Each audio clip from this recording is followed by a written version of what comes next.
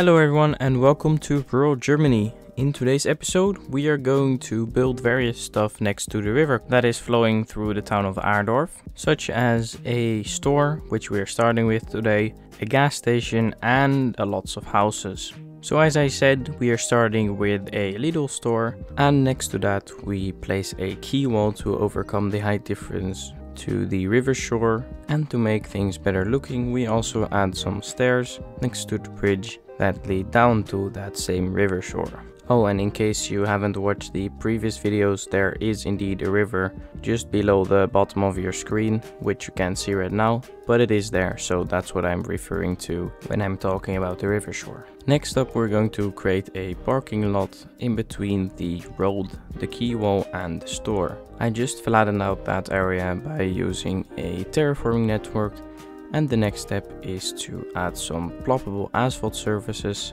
to create the bottom layer of the parking lot. Now we've done that, it's time to create the actual parking lot by placing parking lot decals on top of the asphalt surface that we just added.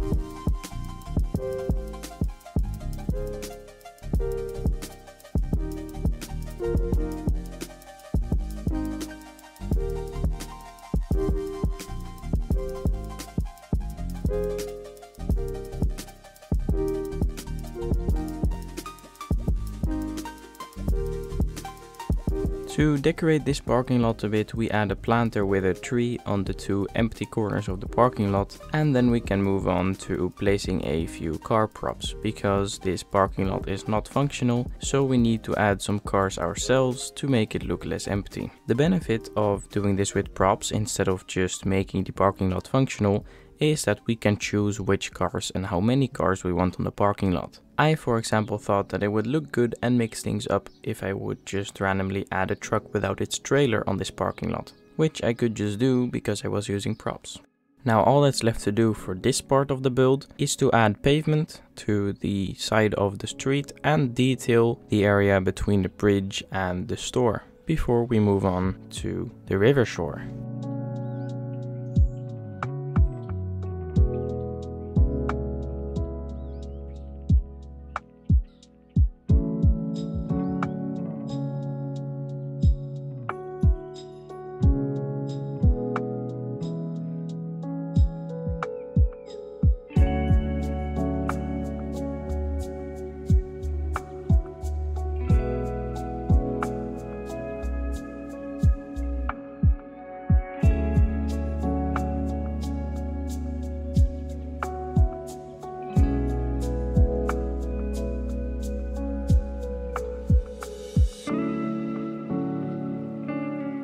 Okay, let's move on to the river shore. I wasn't all too sure what I wanted to add over here. I didn't really want to add a sandy shore over here because I felt like it just wouldn't fit in with the rest of the build. But I also didn't want to add higher bushes and trees because of the storyline that I referred to a few episodes ago, that a few years ago there was a giant flood here. And that means that the foliage near the river can't be too tall, because obviously a few years back everything would have just been washed away. So I decided to stick with some rocks here and there on the riverside, which actually fits in quite well with the rest of the build, and some grass and here and there some lower bushes that could have grown in the past 2 or 3 years. This area really gives me the look as if it got flooded not so long ago, and actually it's okay if this area floods, because when it's not underwater you have these stairs that lead up to the building level, and people can just sit down and, for example, have a picnic on the grass on the river shore.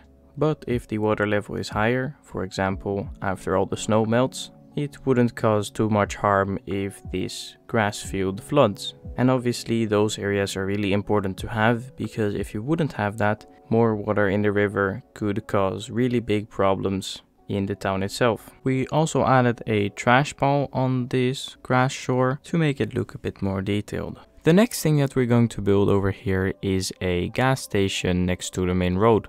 I wanted it to build like that the foundation of the gas station looks like the continuation of the quay wall that we already placed earlier in the video. That meant that I had to struggle a little bit with a few terraforming networks to make it really look like a wall and not a foundation that is sticking out of the ground. To make it look even more like one thing, we are also extending the random rocks on the shore and obviously the grass.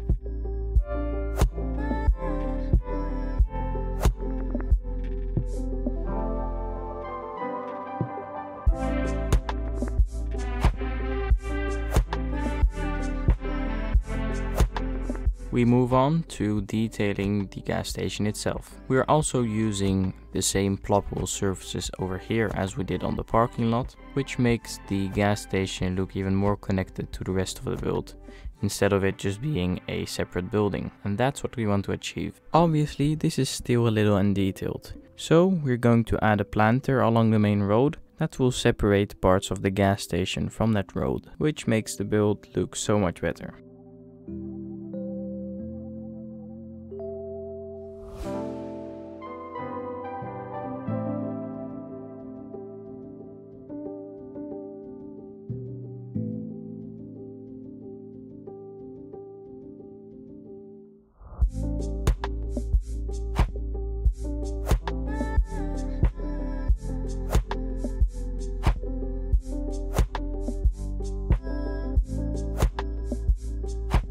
For the next part of today's video, we are going to build some houses along the main road. Obviously, this isn't the historical center of the town, so there won't be a lot of half-timbered houses or other historic houses, but it also won't be completely modern stuff, as it's still a pretty rural area. Obviously, the gardens of these houses will be detailed as well, so I hope you enjoy, and I'll leave you for a little time lapse.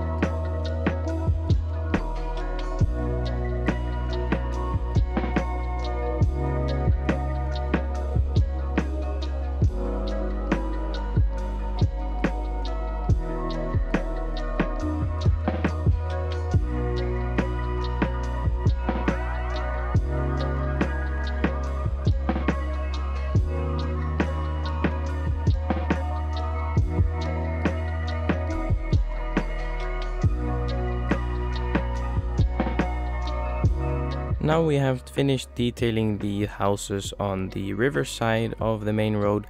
We continue to the side facing the hill with the vineyard. And for the garden detailing on this side of the road, I'm going to be taking a slightly different approach.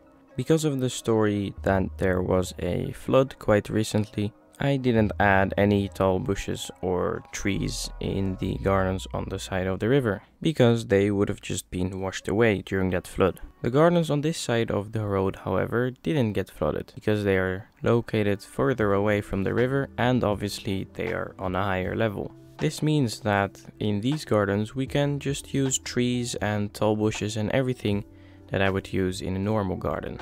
As you can see, we're here adding a small gate between the houses, so that the resident of this house on the left can park his car on his own property. I must admit that I maybe made the gap a little too small for that car.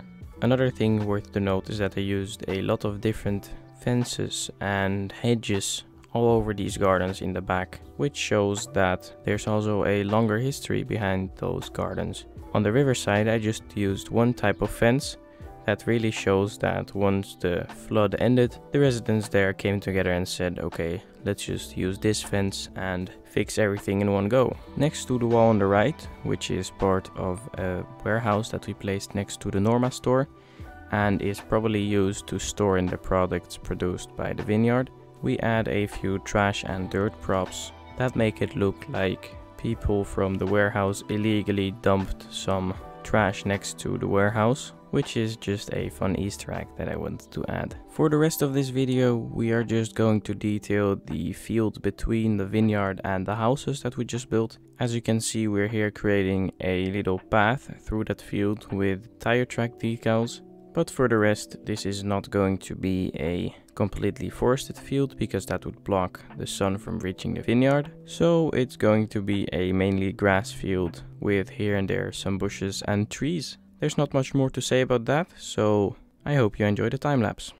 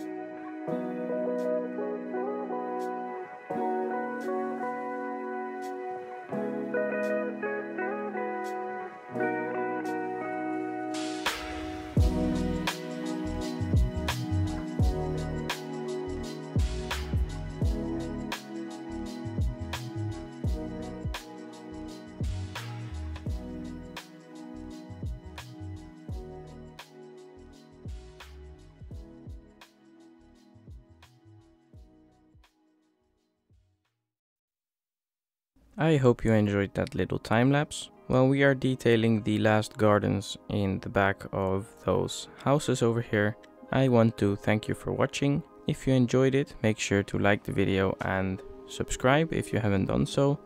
Thank you to my patrons as always, and then enjoy the cinematics, and I'll see you next time.